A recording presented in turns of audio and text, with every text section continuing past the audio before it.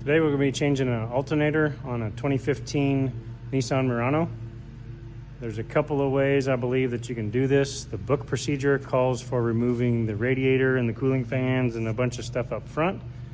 And I'm going to attempt to do it another way, which is through the wheel well. First thing you want to do is remove the shield right here. There's a whole bunch of push pins that hold this in. And there's 4 different bolts up front. Those are 10 millimeter. So you need a trim tool to pull out all those push pins. And then there is another shield that covers right in front of your belt tensioner. It's also nothing but push pins, so I've already got that all removed. And then you want to remove your inner wheel well, which is just this plastic piece. I have it folded back out of the way. I didn't remove it all the way. I just removed the front half, which takes a bunch of push pins and 3 fasteners on the bottom that are a Torx head. Let me see what size that is.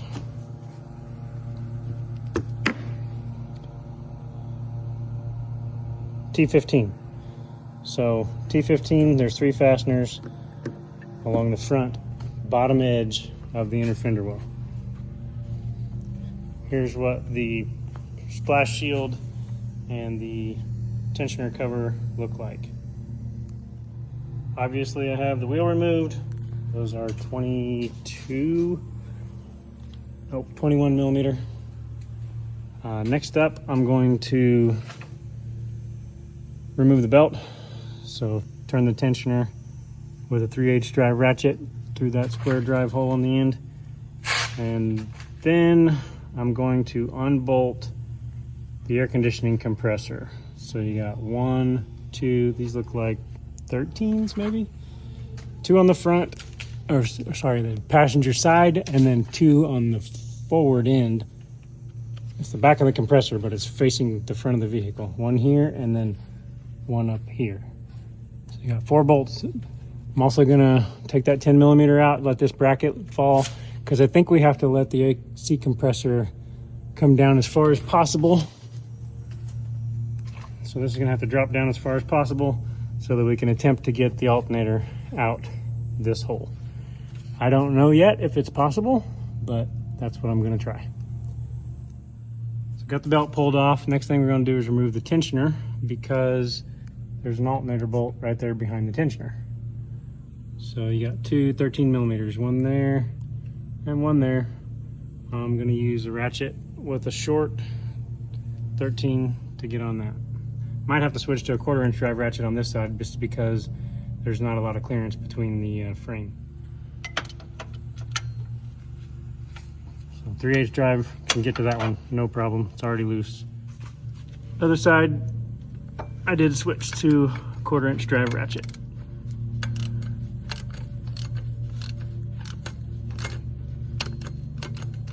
It's already getting loose there. Get those bolts loose and we can remove the tensioner. All right, next we're gonna take these 3 bolts off, the ones in the front, 1, 2, and a nut on the alternator.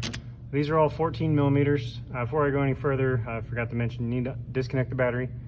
Negative terminals off. Anytime you're gonna mess with the alternator or electrical systems, you need to disconnect that. So we'll start here with the 14s on the air conditioning compressor. I'm gonna have to use both hands, these are pretty tight. Got the top one loose. The lower one is actually blocked by some of these lines. So I'm gonna take this 10 millimeter bracket bolt out so that that line can drop down.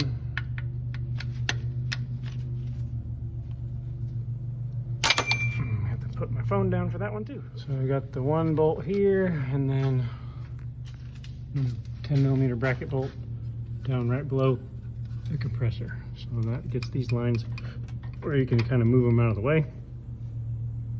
Sorry, not a very good view. You can move them down and out of the way a little bit, and the compressor will need to drop down into this space. All right, so that one access is a little bit difficult because of all these lines, but I got a universal joint and a short 14, but I had to step up to a 1/2 inch drive ratchet. It was ridiculously tight. 3/8 drive wasn't getting it done.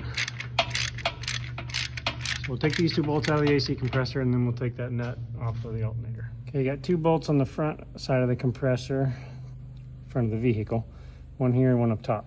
One up top, I've got my extension and 1/2-inch drive ratchet on that one. And then down below, I'll take all the extensions off and just get it right here from the bottom. All right, last bolt out. Got to clear the ear from the oil pan and the block right there, so you got to go forward a little bit.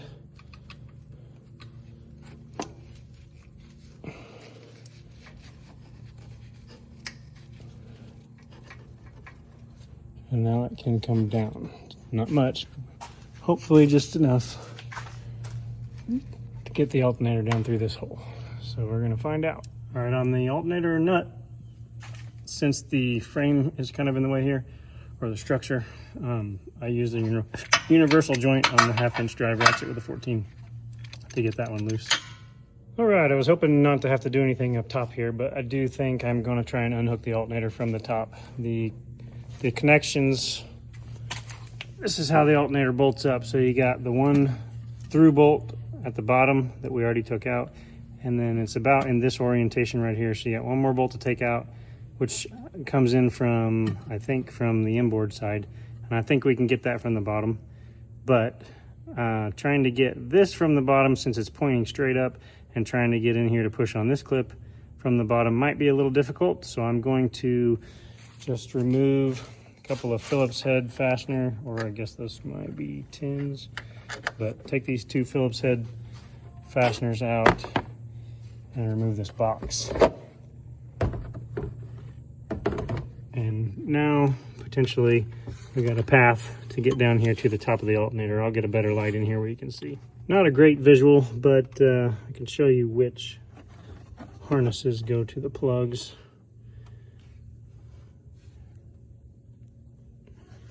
I can get my phone to zoom in here.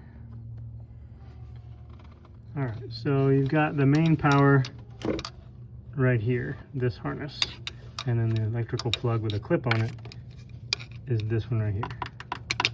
So kind of see down in there behind that the electrical plug, but then you got a little boot right here on top that's covering up the stud on the main power. So you can move this AC line back just far enough to slip your fingers underneath. Try not to knock my flashlight off at the same time, but that's the boot that's covering the stud.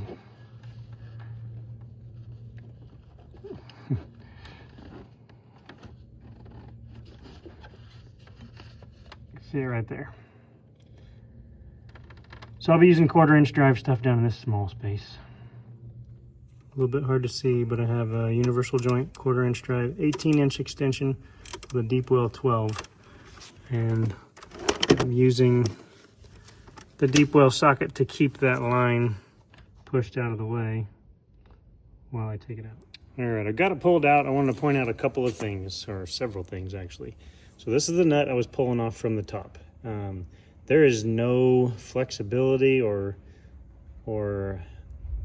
ability to pull up on this wire while it's still in the vehicle. There's just not enough clearance without taking some things off, which I'm trying to minimize what I'm taking off. Also, I could not get this plug pushed in and pulled up because I couldn't get my hand around the back. And you can't pull it from the top because there's no access there. So my thought was that I could loosen or remove the bolts from the alternator, which we pulled out the big one from down below that goes through. And then there's this 12mm bolt that comes in from this direction that is holding it in. So this is all that's left holding it on, and it's somewhat pinched on the bracket here like alternators usually are. They're squeezing. But the only way I could get to this bolt very easily was with a wrench, and it was not much travel, but I used a ratcheting 12mm wrench, this one right here, to get on there and loosen that. And there's not very much clearance. I'll show you in a second to get it in there. So the bracket is right up there. So the wrench, you can see there's barely any travel here. So up inside of there, there's a little bit more, but not much. That's where I had to go to get that bolt out. Sorry for the bad view, but there's no way I was getting the camera in there while I was trying to take that out. Next issue, like I said, this would not pull off of the stud. It's a circular wire that goes down in these 4 slots, so you can't really get underneath it with anything. It's like a clip that fits down over, and this was still plugged in. So my thought was I could take the alternator loose, let it drop down, and then the tension would pull the wire off of the stud. Well, it did, and the other thing it did is it pulled the wires right out of the plug. So I now have a wire hanging right there with 3 small strands that just yanked right out of the plug. So don't do that. Figure out a way to get that plug pried up off of there before you drop the alternator down, because like I said, there's no slack and it'll just rip the wires right out of the plug. So I'm going to splice in a new plug on those 3 wires. I'm not going to video that. This is the plug. It's got a clip on one side that you push down, and when it's on the alternator, it's like this. There's nothing you can get behind here with your finger. You can't get behind there. So I'm gonna have to use something else to pull that off probably, while you depress this and pull up on these 2 tabs if you can get a hold of them. But I couldn't see that from underneath, and I really couldn't see it from up above either. So I'll go splice this in. The other thing I wanted to show you is the only way that I could get this alternator out is turning it around backwards. So the alternator is in this orientation to begin with, the pulley's out. I had to turn it around backwards so it was facing butt out, and that's the only orientation I could get it out. And I had to bend up the tab for that push pin, and I'll bend it back when I'm done. But you're pushing down on the AC compressor to get it down on these lines to get them down, and it'll barely squeak out of here when you turn it around backwards. So there's a video of the orientation of how it has to go back in. So right now I got it, it's basically pinched between the structure there and the AC compressor, because the AC compressor hoses are holding it up. You got to push down on the AC compressor while you're weaving that up in there. So now I'm going to get it up in a little further and turn it around and try to get the upper bolt in place. I might try to get the plugs on first before I get the upper bolt in place. Okay, so I started the bolt on top, so it's just suspended in here, and I'm gonna have to use maybe a little light tap with a hammer or something to get that pushed up on there and run the through bolt in. But while it's dangling free here and have a little bit more room on top, I'm gonna lower the vehicle back down and go up top and see if I can get the electrical plug in and the main power hooked up. So I got the electrical plug back in on top. I have not yet got the main power back on and seated. So I went ahead and pushed the alternator up into place. Sorry for the focus. Slid that bolt in from the back and tightened down my 14mm. Hopefully that gets it up and straight, solid enough that I can get that top wire back on the stud. See if I can get light and focus at the same time here. Got it worked back onto the stud. It's not quite seated 100%, but I'm using a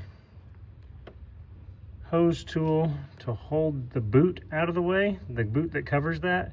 That is the biggest pain about this whole thing, is you can't reach down in there. There's no room for your hands to pull the boot kind of back up over the wire itself. You know, typically on a battery cable or something, you can fold it back up over itself. There's no room to fit your hands in here to do this. If you try to do it with one of these tools, it typically is going to tear. I tore a small hole in it once already, so I'm just kind of holding it out of the way. I'm going to use a magnet to hold the nut and get my nut started on there before I tighten it down. Hopefully that'll seat the cable the rest of the way. So sometimes you're having trouble getting a nut onto something that you can't reach with your hands. You can put it on a magnet and then turn the magnet and get the nut to start on the threads. All right, so we've got the plug and the power hooked back up. I did take this ground strap loose and replace that 10mm now, and little clips here that were holding the harness into this bracket, put those back. So all I have left up top is put the airbox back and then hook the battery back up. But I'm gonna go finish down low before I do that. Don't forget to tighten your 12mm up there on top I just got done doing that with a ratcheting wrench, just like I took it off. And then we're gonna move down here and start putting our air conditioning compressor back in. 2 long bolts in the back, 2 short bolts in the front. These are 14s. 1, 2, 3, and then 4 is back up there, right there.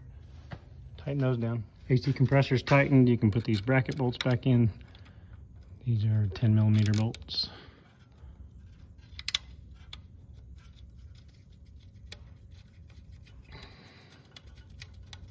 Snug those up. Another one on the front face here.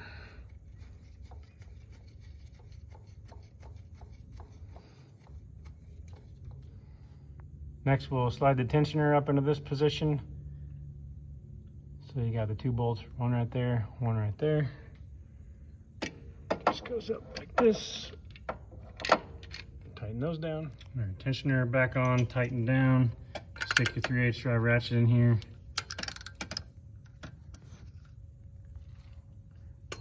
And I might have to take the extension off to get enough turn on it.